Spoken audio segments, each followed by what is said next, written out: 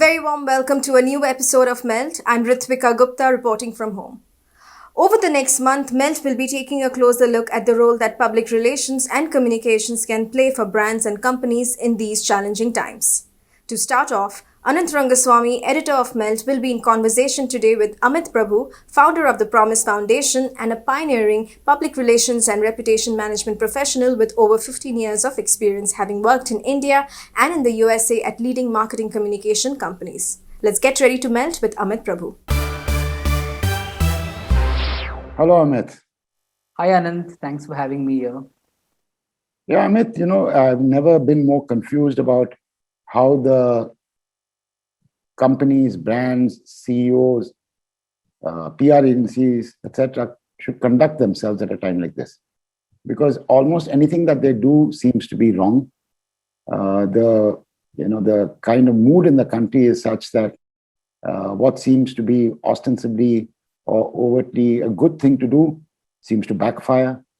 For example, if somebody donates 100 crores, say an industrialist donates 100 crores, in 5 minutes, we'll see on social media, why is he donating only 500 crores? If some celebrity starts, a drive to encourage people to donate money, people will immediately say, why is he donating money? If a company wants to make profit, people are questioning a company's need to make profit.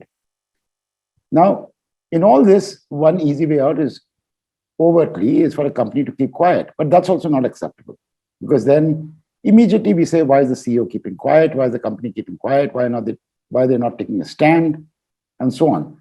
So what I wanted to set up with you, this is the first in a series of conversations we're having about the communications business, is to ask you first, what are the 5 things that companies should be doing at a time like this? Right. Thanks for that question, Anand. I think this question has been in many people's minds, but nobody has really brought it out the way you have articulated it now. There is no right or wrong answer. Nobody still knows what is the right thing to do. Everyone is trying to do whatever they think is the best thing to do. But you say 5 things. I'll list out a few that come to mind. I think first is I heard this from a very interesting business leader in the PR space last week, saying the business of business is to be in business and continue doing business despite all the odds. This quote is from Madan Baer, actually, of Adfactors PR. And he says, I don't know how to stop business and give people a break. He said, Adfactors is an ICU for the world of business. There are companies who treat themselves as OPDs for the world of business. So he says, we have to continue doing 7 days, 24/7 work because our clients need us all the time. And from that, it triggered or inspired me to feel that there are some companies who will have to keep doing things like businesses as usual. Some will do it as businesses unusual. So 4 or 5 things. One is companies have to do things differently in these times compared to how things were prior to March 2020. I think they all had a little experience and experiment early last year when the first wave of COVID hit. So people spoke of empathy, kindness, and that became a buzzword and got over-abused over a period of time. I think one is companies need to understand that if their staff is asking for leave, they're not lying. They really need that leave and they should give it to them without any questions being asked. 2 is companies need to understand that customers need them more now than ever before. So if somebody is looking for some product that they can get online, the company should have enough stock, enough supply chain management to make sure that product is reaching those consumers. That's 2. 3rd is I think companies should stop asking customers to add 5 rupees or 50 rupees to their bills to say we'll give it to charity. Companies are making enough profit. They should try and keep some percentage of it for the charity they want to support any which way and not ask customers to do that. And many companies are doing that these days.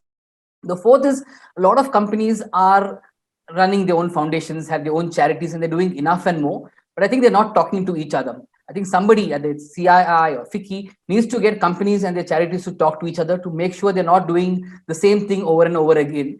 I see sometimes there are some foundations getting a lot of money from 10 or 15 companies and some don't get at all because there's no coordination. I think companies need to talk and figure out how to make it more equitable than to be pushing all monies into one charity. These are 4 that come to mind immediately, and they all cater to different stakeholders that the company deals with, customers, employees, community at large.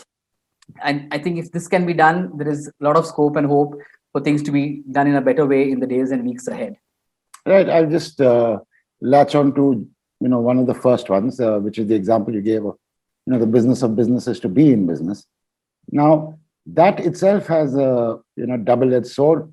You could argue, yes, that is the right thing to do. but could also argue that the moment a company is open, they're exposing their employees to risks from COVID. So you say, no, you should not be open.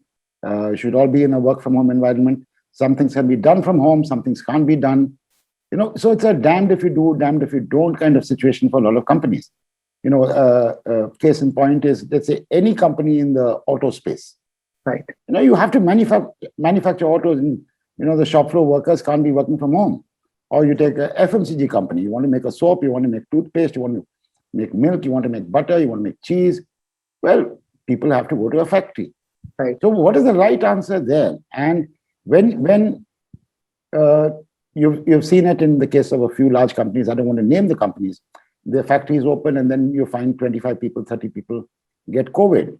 And the media, jumps on them and said, you were only thinking about yourself, you were only thinking about profits. But they're also thinking about jobs. And nobody's arguing that they're thinking about the business of businesses to be in business. But they're also worried about the jobs that will get lost forever if they get used to a new normal. So what is the answer there? Yeah, I think with manufacturing, whether it's FMCG or auto or any other sector which has manufacturing at its core, there's no option. People have to go to a factory or a workplace and get things done. But we have realized that at least 90% of the services businesses, maybe except some banks and the call centers that work in the BFSI space, most businesses in the last 11, 12 months have figured out that they can work from home, work remotely. I mean, your own show and business, I don't think till 2020, you would have thought of managing an entire year of recording these episodes and shows sitting in your dining room, but you have done that. I mean, traditionally, every editor, every journalist in the TV space went to a recording studio and got his or her shows recorded. But we have learned to live with that now. So manufacturing is an exception and there's no way out, I see, and people can't take little factories home. But other than that, most other sectors have seen a way of dealing with it. I know there are restaurants and hotels that are suffering, but most of them have managed to innovate and say, we'll find a way to deliver home. Some of them are even skipping the traditional routes of Zomato and Swiggy to save that commission and using their own workforce to deliver food home and trying to save on some profits. But there is no right answer. I think manufacturing has to continue the way it is in offices. The only way out is some companies have been innovative to make sure they do enough testing. They have enough accommodation for factory workers in the premises of the workplace itself, and they work in multiple week shifts. I happened to be in Bombay a few weeks ago when things were slightly better. I stayed one night at the Trident, and I was talking to the person at the person serving in the restaurant. He said, we come and stay from Vasai and from Virar for 20 days. They've made accommodation for us in the Oberoi and Trident. We stay here for 20 days. We're tested so that we are all fine. We don't go back home in the train. We don't travel. And then we go after 20, 25 days and the next set of people come. So companies have figured out ways and means to ensure their own employees are safe and service continues without too much of a break for customers. So I think that's the way forward, to innovate and find ways, which can't happen in the world of manufacturing for sure. And that transcends multiple sectors like we just spoke. Right. In the introduction to this conversation, I gave you the example of all examples that I've seen on social media, where somebody talks about a donation and immediately he or she gets hammered saying, why are you talking about this? Philanthropy should be silent. On the other hand, there was a small debate which said maybe what the giver wants to do is to motivate other people to give. And that could extend not just to individuals, extend to companies. The moment a company donates, the question is asked, why are you giving such a small amount? Why not 10x? Why not 100x? What are the right answers to this? A, should companies get into this area of giving directly to charities and so on? B, if they do, should they talk about it or should they not talk about it? If they talk about it, how should they talk about it? Right. Again, like all the things we have been speaking in the last few minutes, there's no right or wrong way or no right or wrong answer. I think some companies believe inherently that they should give and not talk about it. And that's also a characteristic of the individual who runs their company. And then there are some who believe we should talk about it for two reasons. Some of them talk because of what you rightly pointed out, to inspire others. But some want to do it and talk about it because they want to show off and want to make news out of it. Traditionally, a lot of Indian companies in the last 10, 15 years have done CSR because they were mandated to do CSR, not because they wanted to do it.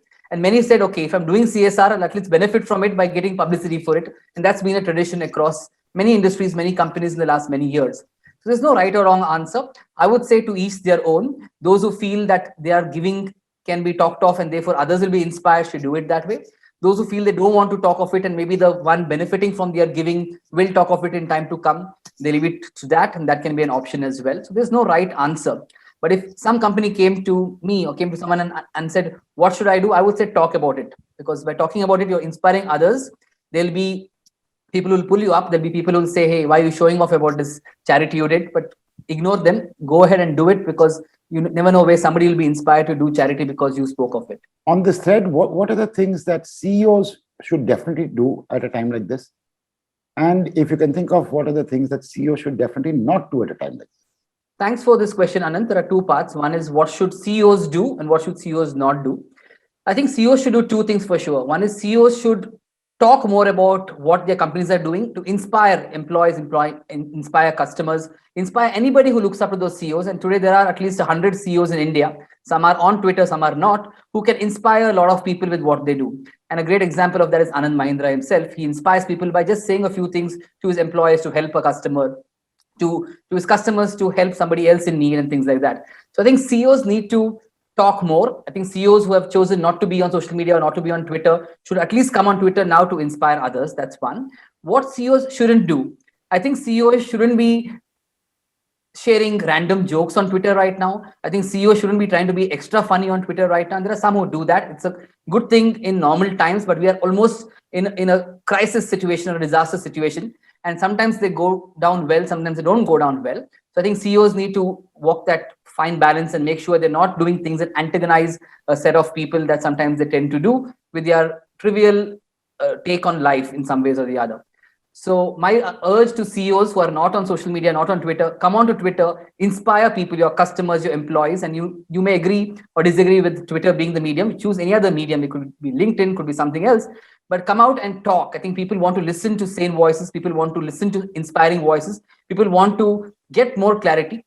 There is also a need for CEOs to talk to authorities at all levels, at the district level, state level, national level, and urge authorities to do more for the citizens than they've been doing all these months. I think that will be a great favor to humanity if corporate leaders bring out their voice of reason and help people realize that this is a difficult situation that everybody needs help and support during. So, Amit, what I want to ask you, we got through in the time available to us what companies should do, what CEOs should and should not do. Now it comes to the PR business itself. In a funny way, what business do they have now? What can they do? It's a challenge because, in a sense, it is the most difficult time to keep bad news out of media because it looks like news media is only looking for bad news. And the second challenge, of course, is to use PR in whatever form to get a positive image of the company, the brand, the service, and so on and so forth. So what proactively can PR agencies do at this time? Yeah, in India, typically PR firms are driven by what their clients want them to do. And that has changed in some ways with some PR firms and some clients, but not across the board. So I think there are two things. One is proactively PR firms need to advise their clients every day that this is not the time for trivial days. I mean, there are a lot of Earth Days and Women's Day and Children's Day and Mother's Day happening, which is always good in peace times. We are in a war time. We are fighting an unknown virus. I think PR firms need to tell their clients and clients need to realize that this is not the time to waste on things like that. I think what PR firms need to tell their clients is to use every possible communication to encourage people to mask up, encourage people to go and get the vaccine, and encourage people to stay safe, stay indoor as much as possible in these times so that families are safe, people are safe, than taking risks and then putting everybody else in danger. So I think PR firms need to advise companies to do that, which is precautionary measures for these times. The second is PR firms need to tell clients to, more than wanting to talk about the good they do, to advise them to do a lot of good. Companies are doing it, but I think not enough is being done. A lot more can be done. So PR firms have it in them to advise their clients, advise their CMOs, or CCOs, CEOs to do more for society, more for their employees, more for customers. Because if not now, then when? If not these companies doing, then who will do it? So I think it's time for PR firms to take this bold step and advise their companies, clients to do more than they've done ever before. Right. Now, during the last 6 months, not going well beyond that, are there any examples that you can share about companies or brands who in your book have done well in the context of PR, in the context of communications? So I'll share with you a couple of examples that come to mind. That one is very fresh. One is an example that I've seen in the last few months. So example of Oyo Rooms themselves, the CEO Rohit Kapoor announced that they're offering employees infinite leaves for the next 2.5 months. So until July end, any employee can take any number of leaves, no questions asked, which I thought was a great and bold move. The second thing is they're doing it by default, that people will get a 4-day week most of the next 4-5 weeks in May and June, which I think is a good way of doing it. In the case of other examples, I can talk from the world of PR because I work and see PR firms closely. A lot of PR firms have decided to also do similar things, to give people a 4-day week, which helps people to figure out how to use an additional day to focus on family, focus on themselves, focus on their mental health. A lot of companies have decided to give people free access to online counselors and online mental health specialists, which otherwise cost money to access a mental health specialist. But companies are saying, we'll tie up with them. You just make that call and talk to a counselor, talk to a mental health specialist, and feel better or find answers to problems you're facing and challenging and having as challenges. And there are many companies who are doing this. I don't want to pick up one or two of them, but many of the PR firms are doing this right now. In the last 6 months, I think companies have allowed people a lot of leeway. People have traveled to their hometowns and worked from there. So companies exempted them from meeting clients in some forms. When things opened up in December and Jan, a lot of clients insisted that client servicing people will come for meetings to a specific place, but companies put their foot down and said, no, the meetings can continue the way they are online on Zoom or Microsoft Teams. And that has been a big boost to a lot of employees to have their company standing by them, which in normal times companies wouldn't have agreed to and said, no, travel for that meeting and attend to your client's need in his or her office. Right. That's in brief. So now, if I want to sort of bookend this conversation with a little bit of blue sky thinking, when do you think that the PR business, the comms business overall, has done well during the last year? And B, what do you think is the immediate future for this business? When I say immediate future, is the next couple of years. Where is it going to be tough? Is it going to be more difficult? Is it going to be easier? Will revenue be difficult to come by? What's your take on both these things? Right. So in my conversations with a few PR leaders in the last few weeks, I realized I never thought of it that way, that PR companies in India are of 3 kinds. And I'm giving you the hospital analogy, which I spoke of earlier. So there are PR firms that are like ICUs. There are PR firms that are like normal hospitals. You go and get admitted for 2 or 3 days for care and come back. And there are PR firms which are like OPDs. You go there for a quick fix with a doctor and then come back home as well. So each PR firm approaches the way they work with clients in one of these 3. Some have an overlap of more than these 3 services that they offer. PR firms that work like ICUs will survive because clients need ICUs in these times, intensive care units, which will help them to access various kinds of things they need in these times. PR firms that work like OPDs may not really survive in the long term in the next 1.5, 2 years. Maybe 2023 onwards, they'll have some scope. They're the smaller firms which work with 5, 6 clients. They may lose 3 or 4 of those 5, 6 clients and have 1 or 2 clients to survive. But I think what PR firms need to do differently in the next few months is to offer clients a holistic set of services. They can't be picking and choosing. They can't say, I'll only do this for you and not this for you, go somewhere else. Clients will want to go to companies and places which will give them all the services in a quick bouquet at a decent price. So PR firms that are going to play the old style of saying, I'm a specialist in XYZ and this is all I'll offer you, may not survive in the long term. At least I'm talking of long term in the post-COVID 2 to 2.5 years from now. Things can change 2023 onwards.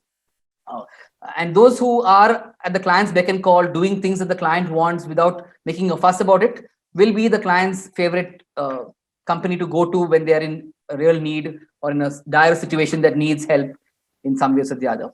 Right. I've also been talking to friends of mine in the PR business, and the sense I get is that a lot of clients, especially the small and the middle-sized clients, are trying to squeeze the agencies on the retainers or the rates, project rates, or whatever it is. Now, if this carries on, is this viable for the business overall? No, it is not going to be viable. I hope this doesn't carry on. I have heard these similar stories from small and big clients doing the same. I think clients are feeling that there is a lot of saving PR firms are managing to do in these times. There's a lot of lesser travel, there's a lot of lesser office use. So why don't they pass that savings to us by giving us a discount on the retainer, which is weird thinking, but that's what clients are doing. And maybe they are thinking that way because their customers are in turn coming and asking them for the same. I think of a chain of schools or chain of colleges who work with a PR firm. A lot of parents are asking the schools and colleges to refund the fees because there's no activity happening in the campus. So in turn, these kind of businesses are asking their servicing companies, whether it's an ad agency or a PR firm, to reduce their retainers, their project fees accordingly as well. So it's a chicken and egg situation. I don't think it's viable in the long term, but for the next 6 months, everybody is making do with it because clients are trying to get a pound of flesh, and PR firms are afraid that if they don't agree, they may lose that client. It may go to a smaller PR firm who will agree to do that for a shorter, for a lesser price of the same service. So it's risky. What will happen is a lot of youngsters who are looking forward to that promotion, which didn't happen last year, or that appraisal or that salary hike, may be constrained and won't get that easily. Their bosses, their HR managers will tell them that we are suffering at one end. Your jobs are safe, so hang on to your jobs.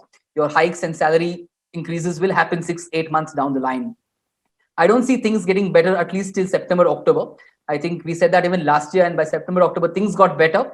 But then it was only a 4 months or 5 months of happy time, and then things again went downhill from mid-March. So I'm hoping that this gets better by October and we don't have a downhill next year. Hopefully half the population should get vaccinated by December this year, and that will be a good thing if that happens. And therefore there'll be little more strength in the minds of people to venture out to offices, venture out to places that they would otherwise go for recreation in some ways or the other. Right. So on this note, I'll say thank you so much, Amit. And thank you again, Anand, for having me. I hope with this conversation and with subsequent conversation, we help our viewers get a sense of the challenges of this business. Right. I hope so too. I hope everyone remains safe and we see each other next year this time in some way, somewhere. Thank you. And that was Amit Prabhu explaining how brands need to communicate through this crisis. He is presenting the Melt cheat sheet. Companies need to innovate in times of crisis. CEOs need to inspire employees, customers, and stakeholders. PR firms should offer clients a holistic service in order to survive the pandemic. And that's a wrap on this episode of Melt. Do follow us on social media. Our handle is Ready to Melt, and stay updated with all that's happening in the world of advertising and marketing with our daily Melt update on our website readytomelt.com. I'll see you next week, same time, same place. Goodbye.